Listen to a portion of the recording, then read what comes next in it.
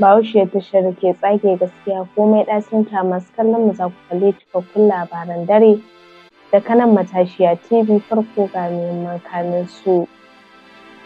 Uwar gidan tsohon shugaban Najeriya a mulkin soja Maryam Abacha ta sake musanta zargin da ake yi wa mijinta na yin sama da faɗi da kuɗaɗen Najeriya a lokacin mulkinsa. Magoya bayan jam'iyyar PDP da dama ne suka fice daga cikinta zuwa jam'iyyar APC a jihar Legas.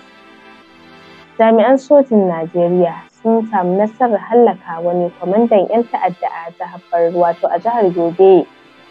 Sama da mutane 40 jami'an soji suka kama da ake zargi da satar ɗanyen mai a yankin Niger Delta. Kanin labaran kenan, sai ku biyo ni domin kallon cikakkun tare da ƙarin wasu labaran da ke tafe.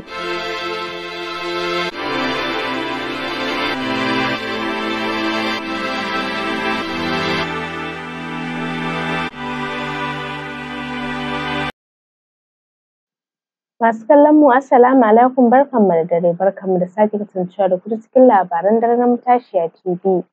A yau muna Litinin 13 ga watan Zulhijja shekara ta 1446 bayan hijirar Manzo sallallahu alaihi wasallam daga Makka zuwa birnin Madina, wanda ya daidai 9 ga watan Yuni shekarar 2025 miladiya. Sunana Khadija Ahmad ta riga cikakkun labaran, fatan mun wani lafiya.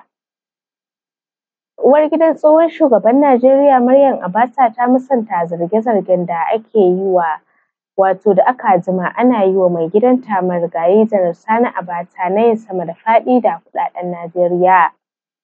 A hirar da aka yi da Maryam Abacha a ranar Lahadi a TBC bisa cikar mijinta shekaru 27 da rasuwa. Maryam Abacha ta tabbatar da cewa kuɗaɗen ba sace su aka yi ba.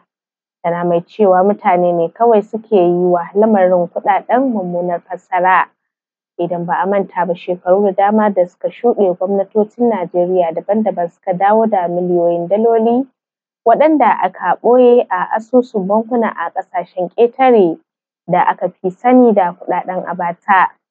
Kuɗaɗen da aka dawo da su daga ƙasashen Switzerland, Amurka da kuma Birtaniya an yi amfani da su ne wajen tabbatar da walwala da kuma jin daɗin 'yan ƙasa. Maryam Abacha ta kuma ƙalubalanci masu zargin da su gabatar da shaida akan kuɗaɗen, inda ta ce wanene shaida akan kuɗaɗen da aka ɓoye, kuma wa ya ga sanya hannun mai gidanta akan kuɗaɗen da ake zargi an ɓoye a ƙetare. Ta ce ci gaba da zargin mijinta akan lamarin na nuni da matsalar da ake da ita a cikin al'umma. Janar Sani Abacha ya mulki Najeriya a lokacin mulkin soji da kuma shugaban rundunar sojin Najeriya tun daga shekarar 1993 zuwa 1998. Abacha ya kuma rasu ne a ranar 8 ga watan Yuni shekarar 1998. Sanata mai wakiltar Borno ta Kudu, Sanata Ali Indime ya nisanta kansa daga mara baya ga shugaban ƙasa Bola Tinubu don sake yin tazarce a wa'adi na biyu. Indime ya ce tsohon shugaban ƙasa Goodluck Jonathan ma gwamnoni 22 na jam'iyyar PDP ne suka yarje masa domin zarcewa, amma ya sha kayi a shekarar 2015. A tattaunawar da aka yi da shi a gidan talabijin na Channels, Indime ya ce baya goyon bayan matsayar gwamnonin duba da yadda lamuran su suka dagule a ƙasar. A cewar sa, matsin tattalin arziki da tsadar rayuwa da rashin tsaro ya yawaita a sassa daban-daban na ƙasar, wanda ya sa mutane suka karaya kan manufofin sauye-sauyen da ake yi. Ya ce yana da tausayin shugaban ƙasa Bola Tinubu kan matsayar da ake ɗauka, domin gwamnoni 22 na jam'iyyar PDP ne suka mara wa tsohon shugaban ƙasa Goodluck Jonathan baya, amma duk da haka ya sha kayi a zaɓen na 2015. Rundunar sojin Najeriya ta tabbatar da hallaka wasu 'yan ta'adda masu tarin yawa a wasu hare-hare da suka kai a sansanoninsu ta sama da ƙasa da ke jihar Yobe. A wata sanarwa da rundunar ta fitar a yau Litinin,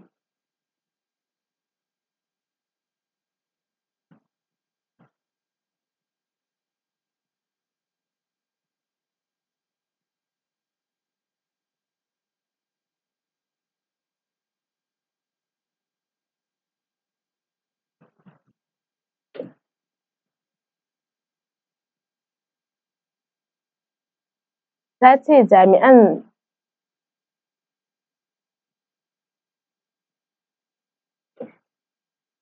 wato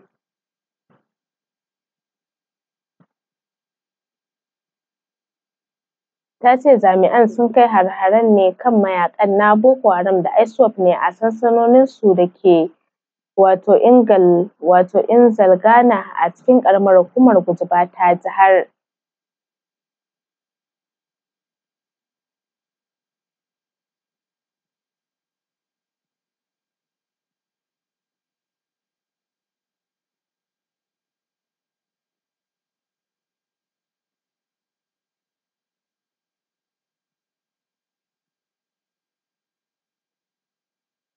Jami'an sun kai hare-haren ne kan mayaƙan na Boko Haram da ISWAP ne a sansanoninsu da ke Inzalgana da ke cikin ƙaramar hukumar Gujba ta jihar. Sanarwar ta bayyana cewa jami'an sun samu nasarar ne a safiyar yau Litinin ɗin, kuma daga cikin 'yan ta'adda da aka hallaka ciki har da wani babban kwamandan mayaƙan Boko Haram Amir Malam Jidda a ƙauyen Ingogore da Malamci. A yayin hare-haren jami'an sun kuma samu nasarar ƙwato babura, bindiga ƙirar AK-47 da kuma harsasai daga kwamandan 'yan ta'addan Malam Jidda. Masu kallon mu kada ku sha'afa kuna kallon cikakkun labaran daren ne daga nan Matashiya TV. Za ku iya bibiyar ma shafukanmu na Facebook, YouTube, Instagram da X da TikTok Telegram akan Matashiya TV. Ko kuma ku bayyana min ra'ayinku akan labaran da shirye-shiryen da muke kawo muku ta kan lamba 0809 za mu je mu karɓi saƙon talla idan mun dawo labaran zai ɗora. Domin faranta wa 'yan uwa da abokan arziki akwai buƙatar kyautatawa a tsakani. Babbar kyautatawar da za ta faranta zuciyar masoyan bai wuce ku yi musu kyautar mai na Al Rayyan Vegetable Oil. Man girki na Al Rayyan Vegetable Oil yana da inganci da kuma ƙara lafiya ga ƙara ɗanɗano a cikin girki. Ina ji na matsayin cikakken mai gida a yayin da na je cefane na haɗo da man girki na Al Rayyan Vegetable Oil. Domin zama ta gaba-gaba a wajen mai gidanki, dinga yi masa girki da man girki na Al Rayyan Vegetable Oil domin sace zuciyarsa a cikin sauƙi. Man girki na Al Rayyan Vegetable Oil an samar da shi daga ingantattun 'ya'yan itatuwa na asali masu gina jiki da kuma ƙara lafiya. Ina 'yan kasuwa, gidajen abinci wato restaurant, ɗaiɗaiku da ƙananan masu sana'o'i na abinci. Kuna da zaɓi domin fito da ɗanɗanon girkin ku ta hanyar amfani da man girki na Al Rayyan Vegetable Oil. Maza ku garzaya domin mallakar man girki na Al Rayyan Vegetable Oil. Akwai manja da aka samar daga zallar kwakwar manja da kuma farin mai da aka samar daga 'ya'yan itatuwa na asali masu gina jiki da kuma ƙara lafiyar jikin ɗan adam. Akwai babban mazubi mai ɗaukar lita 25. Haka zalika akwai matsakaici mai ɗaukar lita 10. Sannan akwai mazubi mai ɗaukar lita 5. Daɗin ɗanɗanon girki da ƙara lafiya sai masu amfani da man girki na Al Rayyan Vegetable Oil.